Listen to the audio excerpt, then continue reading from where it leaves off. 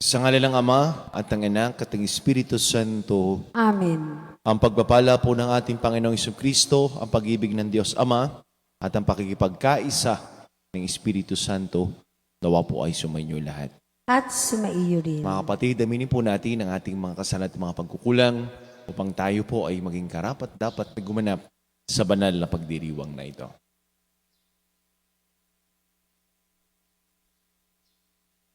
Inaamin ko Sa makapangyarihang Diyos at sa inyo mga kapatid, na lubha ako nagkasala sa isip, sa salita at sa gawa, at sa aking pagkukulang, kaya isinasamo ko sa mahal na Birheng Maria, sa lahat ng mga anghel at mga banal, at sa inyo mga kapatid, na ako'y panalangin sa Panginoong ating Diyos. Gawan po tayo na makapangyarihang Diyos, patawarin po tayo sa ating mga kasalanan, patubayan po tayo sa buhay na walang hanggan. Amen. Panginoon, kaawaan mo kami. Panginoon, kaawaan mo kami. Kristo, kaawaan mo kami. Kristo, kaawaan mo kami. Panginoon, kaawaan mo kami. Panginoon, kaawaan mo kami. Manalangin po tayo. Ama naming makapangyarihan, pinalalakas mo ang loob ng mga nananalig. Nilobo magkaroon ng katangitanging kakayanan ng obispong si San Juan Crisostomo sa paglalahad sa iyong salita at sa pagtitiis ng mga pasakit. Buwan sa mga ayaw tumanggap sa iyong aral. Ipagalan mo kaming natuto sa kanyang pinagmalasakitang ilahad ay mapalakas ng halimbawa ng kanyang pagpapauman hindi mabubuwag. Iniluluhog po namin ito sa pamagitan ni Jesucristo kasama ng Espiritu Santo magpasawalang hanggan. Amen.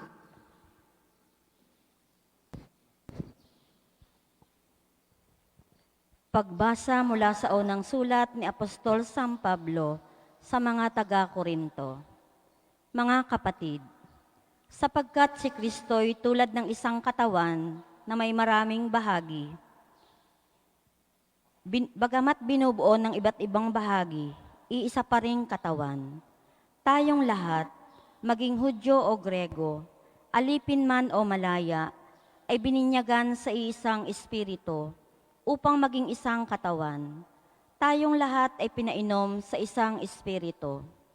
Ang katawan ay binubuo ng maraming bahagi at hindi ng isang bahagi lamang. Kayo ngang lahat ang isang katawan ni Kristo at bawat isa'y may bahagi nito. Naglagay ang Diyos sa simbahan, una ng mga apostol, ikalwa ng mga propeta, ikatlo ng mga guro. Naglagay rin siya ng mga gagawa ng mga kababalaghan, mga magpapagaling ng mga may sakit, mga tagatulong, mga tagapangasiwa, at mga nagsasalita sa iba't ibang wika. Hindi lahat ng apostol, propeta o guro, hindi lahat ay binibigyan ng kakayahang gumawa ng mga kababalaghan, magpagaling ng mga may sakit, magsalita sa iba't ibang wika, o magpaliwanag nito. Kaya't buong taimtim ninyong nasain ang mga kaloob na lalong dakila. Ang salita ng Diyos. Salamat sa Diyos. Salmong tugunan. Lahat tayo'y kanyang bayan, kabilang sa kanyang kawan. Lahat tayo'y kanyang bayan, kabilang sa kanyang kawan. Umawit sa kagalakan ang lahat ng mga bansa, Panginooy papurihan, paglingkuran siyang kusa, lumapit sa harap niya at umawit na may tuwa. Lahat tayo'y kanyang bayan, kabilang sa kanyang kawan. Ang Panginooy ating Diyos, ito'y dapat malaman, tayo'y kanyang lahat, tayong lahat na nilalang. Lahat tayo'y bayan niya, kabilang sa kanyang kawan. Lahat tayo'y kanyang bayan, kabilang sa kanyang kawan. Pumasok ka sa kanyang templo na ang puso'y nagdiriwang, umaawit nagpupuri sa loob ng dakong banal. Purihin ang ngalan niya at siya'y pasalamatan. Lahat tayo'y kanyang bayan, kabilang sa kanyang kawan. Mabuti ang Panginoon, pag-ibig niya'y walang hanggan. Siya'y Diyos na mabuti, laging tapat kailanman. Lahat tayo'y kanyang bayan, kabilang sa kanyang kawan.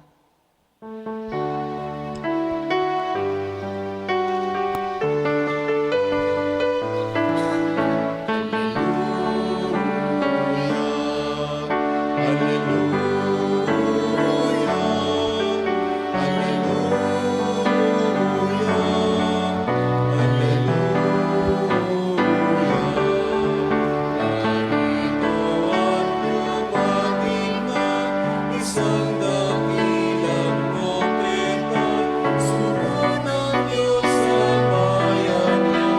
Hallelujah,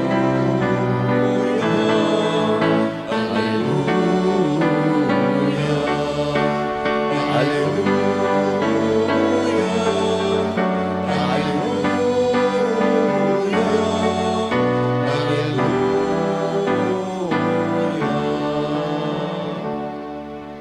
Sumaini po ang Panginoon. At sumaiyo Ang rin. mabuting balita ng Panginoon ayon kay San Lucas. Papuri sa iyo, Panginoon. Noong panahong iyon, pumunta si Jesus sa isang bayang tinatawag na Nain.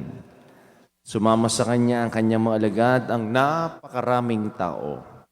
Nang malapit na siya sa pintuan ng bayan, nasa lubong na yung libing ng kaisa-isang anak na lalaki ng isang babaeng balo. Marami ang nakikipaglibing. Nahabag ang Panginoon nang makita ang ina ng namatay at sinabi sa kanya, "Huwag kang tumangis." Lumapit siya at hinipo ang kinalalagyan ng patay, tumigil naman ang mga may dala nito. Sinabi niya, "Binata, bumangon ka." Naupo ito at nagsalita. At siya ay binigay ni Jesus sa kanyang ina. Sinidla ng takot ang lahat at sila ay nagpuri sa Diyos. Sabi nila, dumating sa atin ang isang dakilang propeta, nilingap ng Diyos ang kanyang bayan at kumalat sa buong Judea at sa palibot na lupain ang balitang ito tungkol sa kaniya.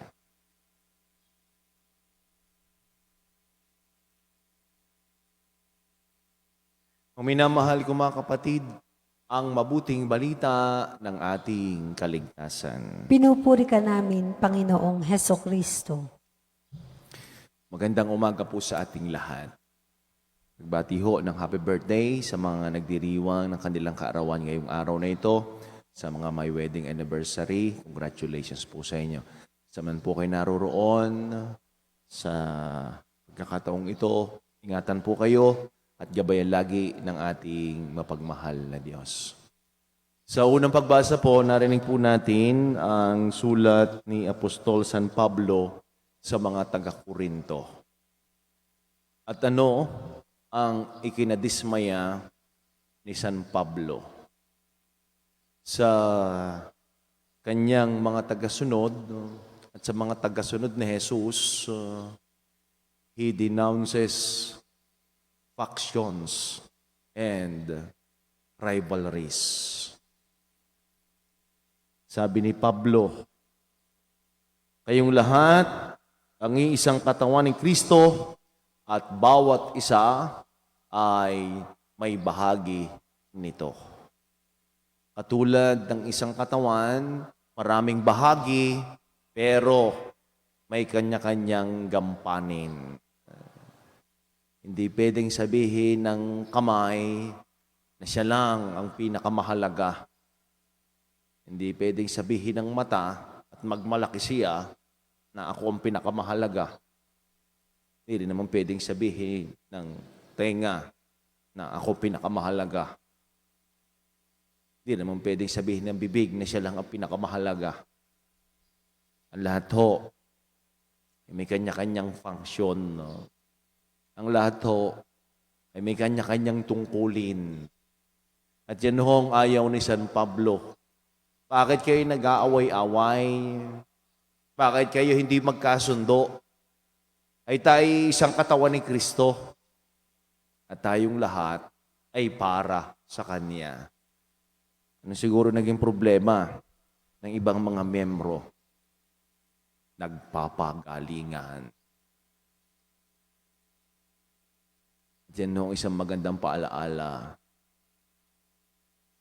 Hindi lang ho sa bawat organisasyon ng ating simbahan, kahit ho sa ordinaryong sumisimba, wag ho tayo magpagalingan sapagkat iisa ho ang ating pinaglilingkuran, si Jesus. Ano nga ho ba ang tinatawag na community?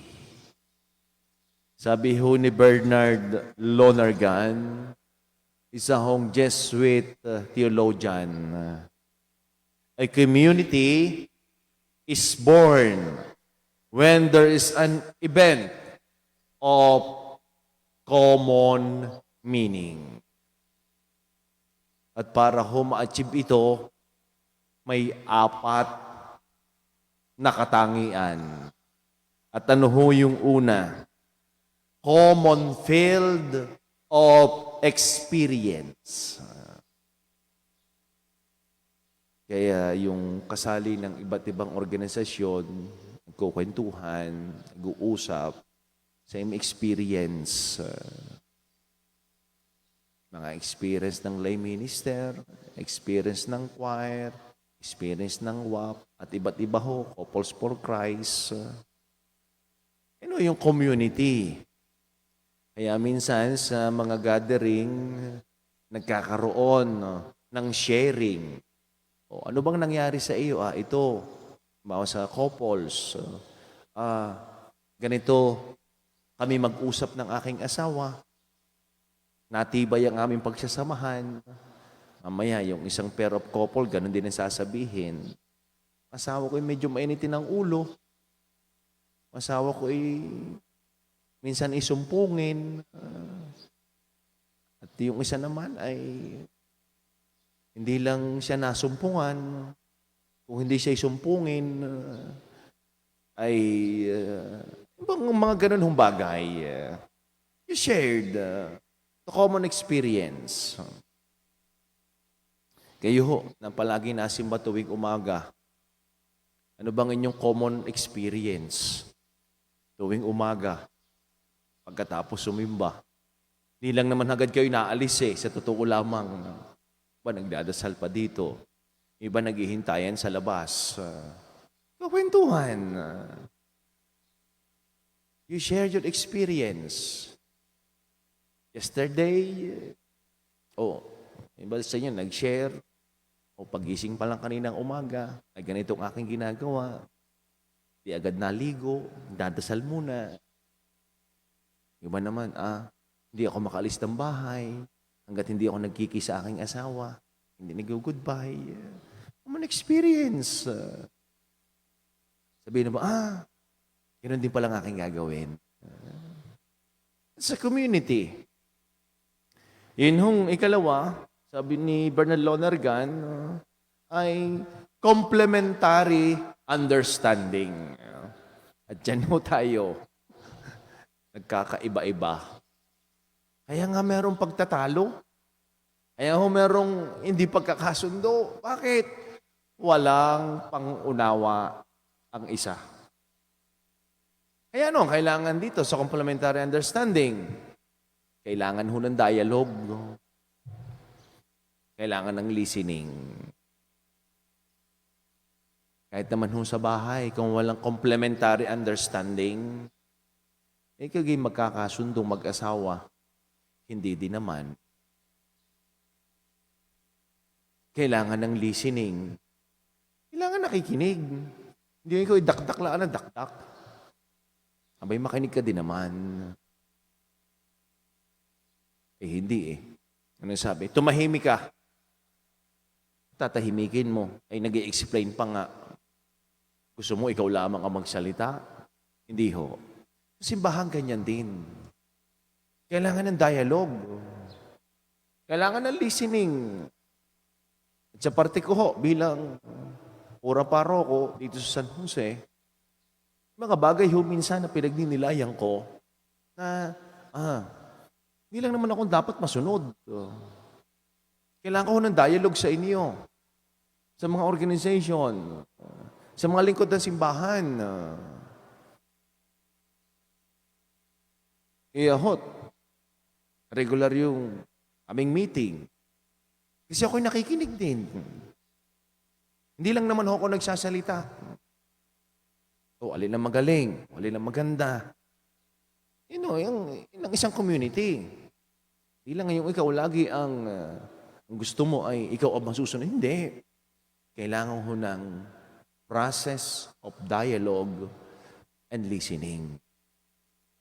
Pero doon sa mga maliligalig naman, yan. Kailangan din yun talaga ng dialogue. Ako naman yung makikinig. Yung alamang ho minsan ay kahit ulit-ulit, kayo naman ang hindi nakikinig.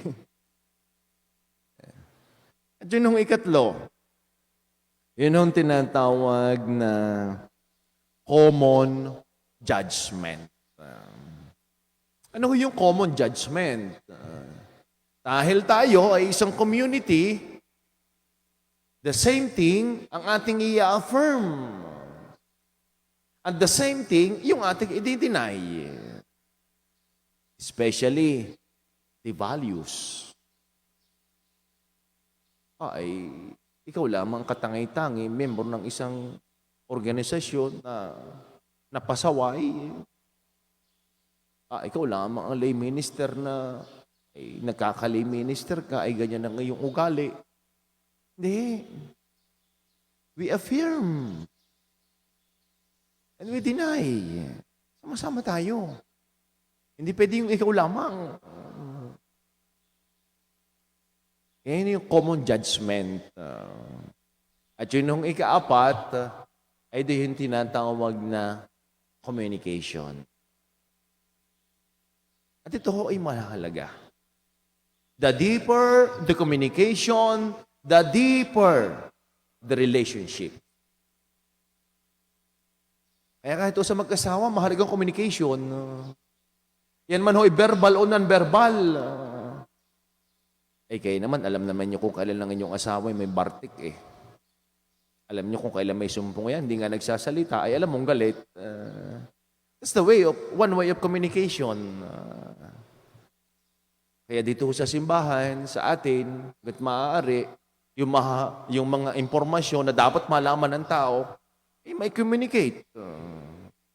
Hindi lamang ang nakakaalam ay yung kung sino ang nasa PPC Execom, hindi lang nakakaalam ay mga BLC, hindi ho, lahat.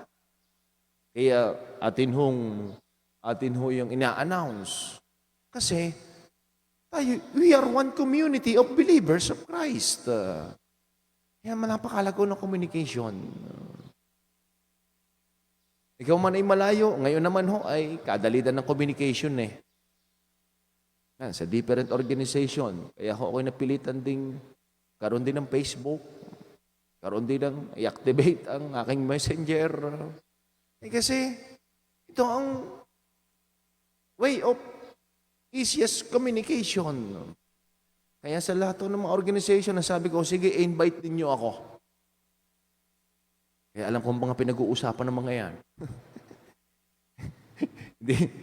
hindi naman ho ako para mag-espiya sa inyo. Hindi. May mga conversation. At siyempre, minsan, may mga birthday, hindi nakakabati. At nalalaman ko kung sino may birthday. It's communication. And the best communication that God has given to us every day.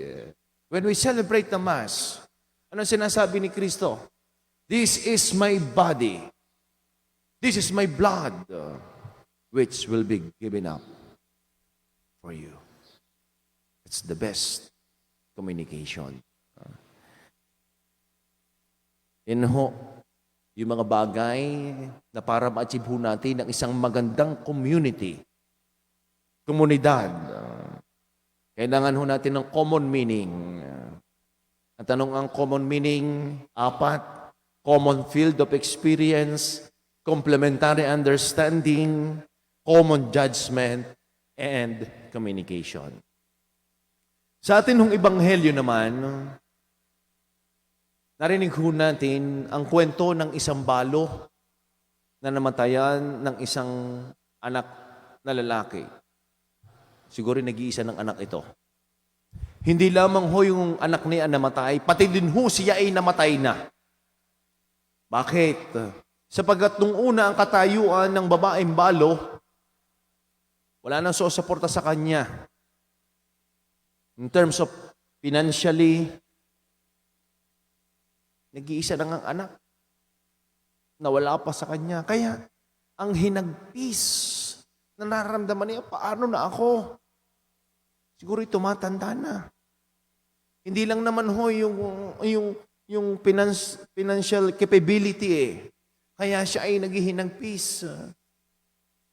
Yung magmamahal sa kanya. Paano na siya?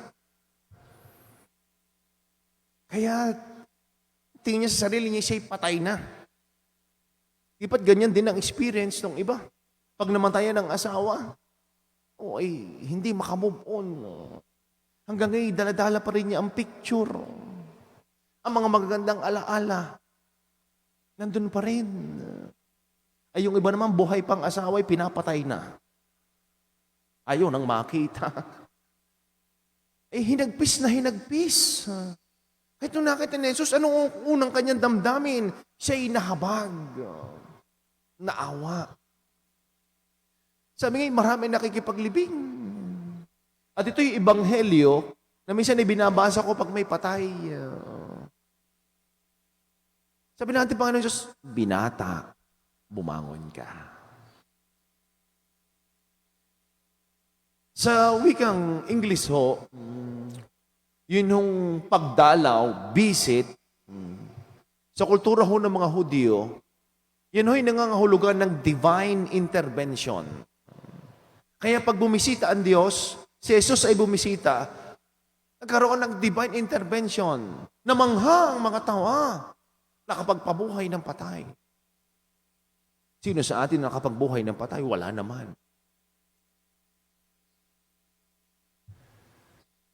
Kahit mabalitaan ito ng mga tao, nung ginawa nila, pinamalita. Anong mensahe ng ating ebanghelyo? Sa gitna ng ating paghihinagpis, sa gitna na nararamdaman at naranasan na tayo parang patay na, at wala lang kapag-asa, nandiyan si Jesus. Nandiyan ang Diyos. Nasasabihin din sa atin, pag ikaw ay pagising sa umaga, parang ikaw ay tamad na tamad.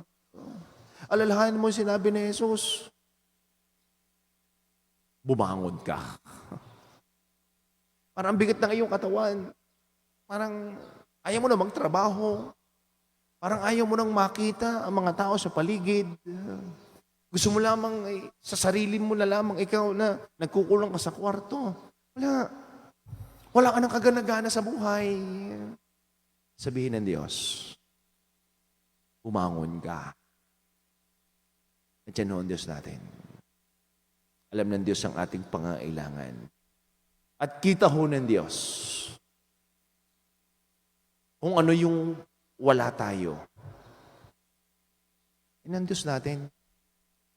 Hindi lang naman ho sa libing. Nakikisa ang Diyos sa atin. Ang Diyos ay nakikiisa lagi sa ating buhay. Kaya siya'y tunay na Emmanuel.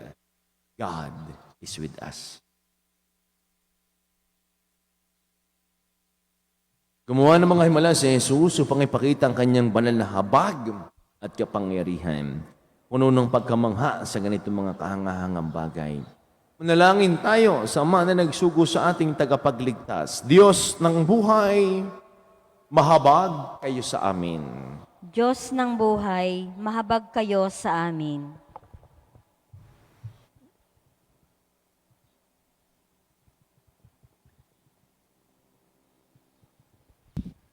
Sa pamamagitan ng paggabay at tulong ng mga pastol ng simbahan, naway maipakita ang pag-ibig at kalinga ng Diyos sa sambayanan.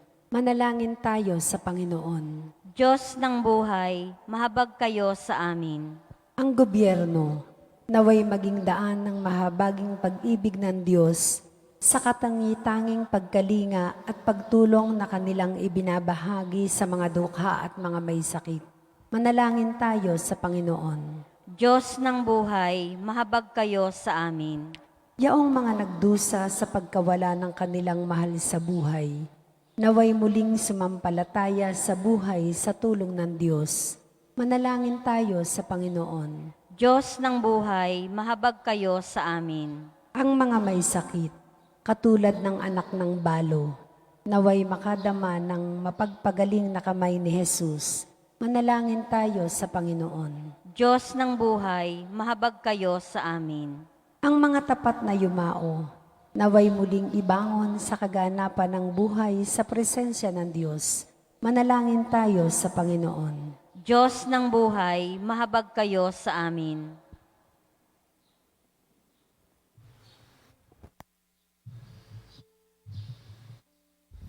Ama naming Diyos, gabayan mo kami upang aming mahipo ang mga may pusong wasak at matulungan silang madama ang iyong anak na dumito sa amin. Inihiling namin ito sa ngalan ni Kristong aming Panginoon. Amen.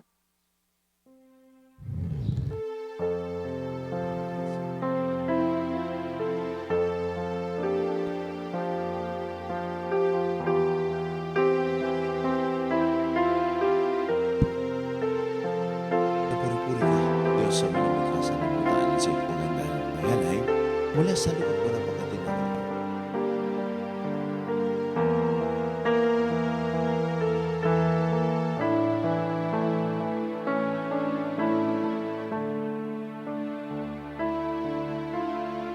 Kapuri-puri ka, Diyos sa malamig ka sa limutan sa iyong pagandahan ng mayalay mula sa katas ng ubas at mga pagkalala para mag-inumin ang bibigay ng iyong Espiritu.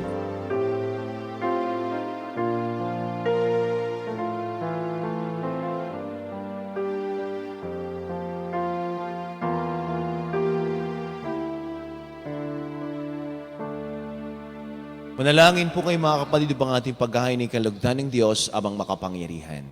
Tanggapin nawa ng Panginoon itong paghahain sa iyong mga kamay, sa kapurihan niya at karangalan sa ating kapakinabangan at sa buong sambayanan niyang banal.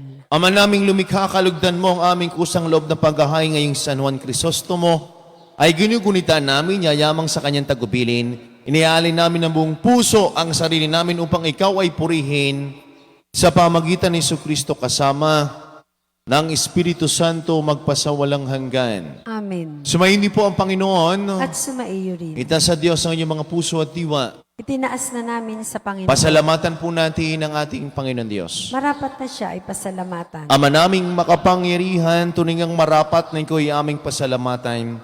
Ngayon kinagagalak naming may mga banal na tao na nagtalaga ng sarili sa anak mong si Jesucristo upang pamalas nilang paghahari mo at maakit ang kapwa na manalig sa iyo. Ngayon sa amin binibigay ng iyong anak na minamahal ang kabanalang iyong taglay at hangad mong kamti ng tanan. Ito ang pinanggagaling aming ngayong nililingon. Dito mo rin nais na kami makarating at humantong. Kaya, kaysa ng mga anghel na nagsisiawit ng papuri sa nawalang umpay sa kalangitan, kami po ay nagbubunyi sa iyong kadakilaan. Santo, Santo, Santong Panginoong Diyos ng mga hukbo, napupuno ang langit at lupa ng kadakilaan mo. O sana sa kaitaasan. Pinagpala ang naparito sa ngalan ng Panginoon. O sana sa kaitaasan.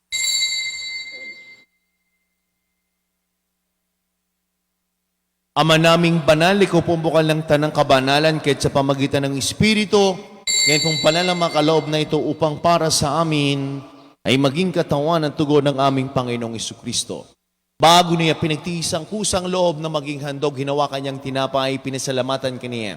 Pinaghati-hati na ninabot sa kanyang mga alagad at sinabi, "Tanggapin ninyong lahat ito at kanin ito ang aking katawan ay hahandog para sa inyo."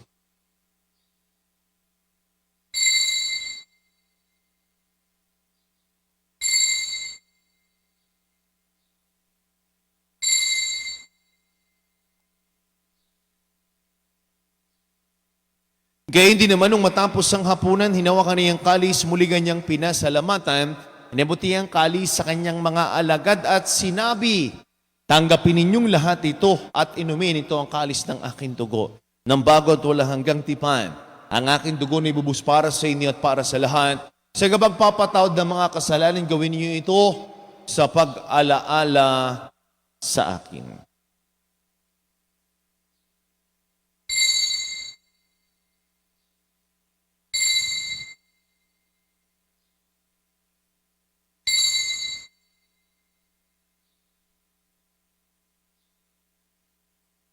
Ang misteryo ng ating pananampalataya. Si Kristo'y namatay, si Kristo'y nabuhay, si Kristo'y babalik sa wakas ng panahon. Ama, ginagawa po namin ngayon ang pag-alaala sa pagkamatay at muling pagkabuhay ng iyong anak. Ay tinialay namin sa iyo ang tinapay na nagbibigay buhay at ang kalis na nagkakaloob ng kaligtasan. Kami nagpapasalamat dahil kami minarapat at tumayo sa harap mo para maglingkod sa iyo. Sinasamo namin kami magkakasalo-salo sa katawa at tugon ni Kristo mabuklod sa pagkakaisa sa pamagitan ng Espiritu Santo. Ama, lingapin mo yung simbahang laganap sa buong daigdig. Puspusin mo kami sa iyong pag-ibig. Kaysa ni Francisco naming Santo Papa at ni Gilbert naming Arsobispo at ang lahat ng mga kaparian. Alalahanin mo rin po ang mga kapatid naming nahimlay na.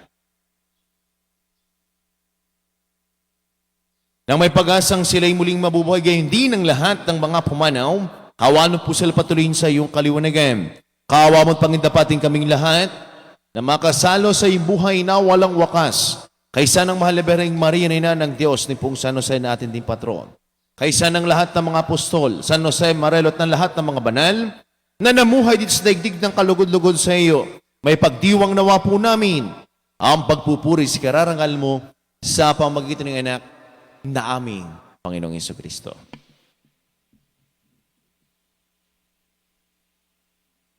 Sa pamamagitan ni Kristo kasama niya at sa Kanya, ang lahat ng parangal papuri sa Diyos sa makapangyarihan, asama ng Espiritu Santo magpasawalang hanggan.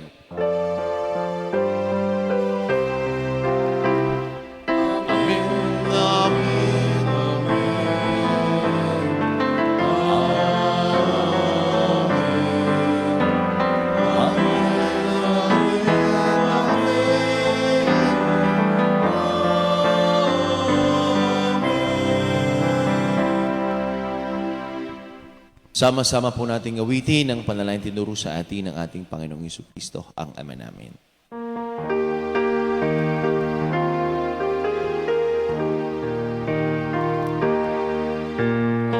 Langis, masalangit ka,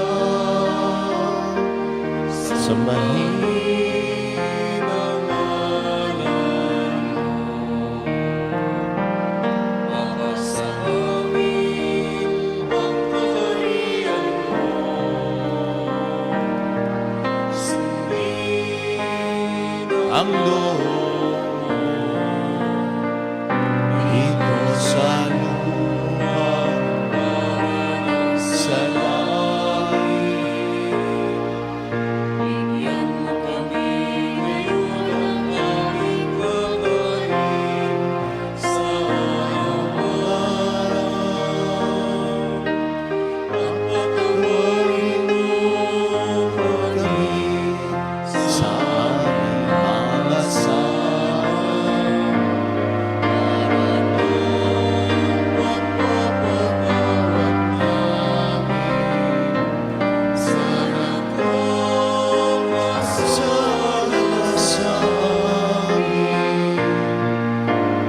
Huwag mo kami ipahintulot sa tukso.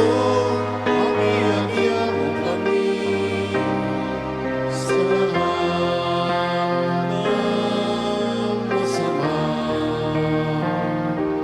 Inihiling po namin kami diyan sa lahat ng masama, pagkalooban ng kapayapaan, araw-araw ligtas sa kasalanan at ilayo sa lahat ng kapahamakan. Samantalang aming pinananabikan ng dakilang araw ng pagpapahayag ng tagapagligtas naming si Yesu Kristo. Sapagkat iyo ang kaharian at ang kapangyarihan at ang kapurihan magpakailanman. Amen. Panginoong Jesucristo, sinabi mo sa iyong mga apostol, kapayapaan ang iniiwan ko sa inyo, ang aking kapayapaan ang ibinibigay ko sa itong ngayon mga aming pananampalataya, itong aming mga pagkakasala. Pagkaloob po kami ng kapayapaan at pagkakaisa ayon sa iyong kalooban, kasama ng Espiritu Santo magpasawalang hanggan. Amen. Ang kapayapaan po ng Panginoon lagi nang sumainyo. At sumaiyo rin. Minamahal ko mga kapatid, magbigayin po kayo ng kapayapaan sa bawat isa. Peace be with you po. Kordero ng Diyos na nag-aalis ng mga kasalanan ng sanlibutan, maawa ka sa amin. Kordero ng Diyos na nag-aalis ng mga kasalanan ng sanlibutan, maawa ka sa amin. Kordero ng Diyos na nag-aalis ng mga kasalanan ng sanlibutan, ipagkaloob mo sa amin ang kapayapaan.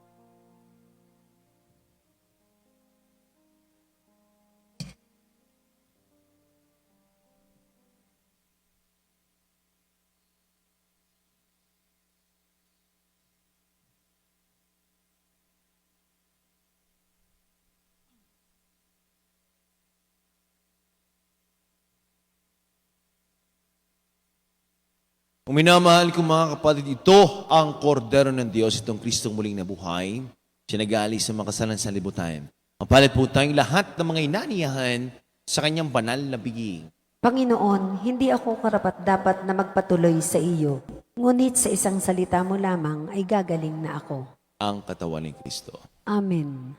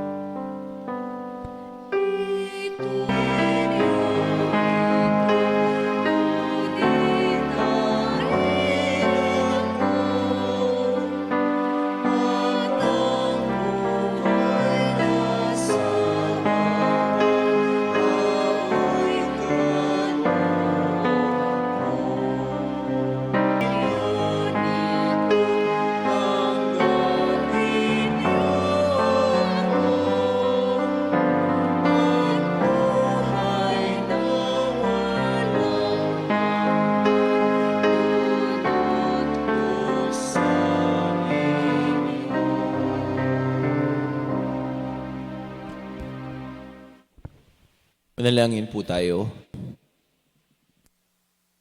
Manaming mapagmahal ang pagsasalo namin sa bayan ng pakikinabang ay magpatibay nawa sa amin sa iyong pagmamahal at magdulot ng iba yung katapatan sa paglalahad namin ng iyong katotohanan sa pamagitan ni Jesucristo kasama ng Espiritu Santo magpasawalang hanggan. Amen. Sumaini po ang Panginoon. At sumaiyo rin. Kayo pong lahat na natipon ngayon kasama niyo pong mga bahal sa buhay at buong pamilya ay pagpalain, ingatan, gabayan, kahabagan ng ating mapagmahal na Diyos. Sa ngalan ng Ama at ng Anak at ng Espiritu Santo. Amen. Misa po inayali na, taglayin po ninyo ang pag-ibig ng Diyos. Salamat sa Diyos. Magandang umaga po sa ating lahat.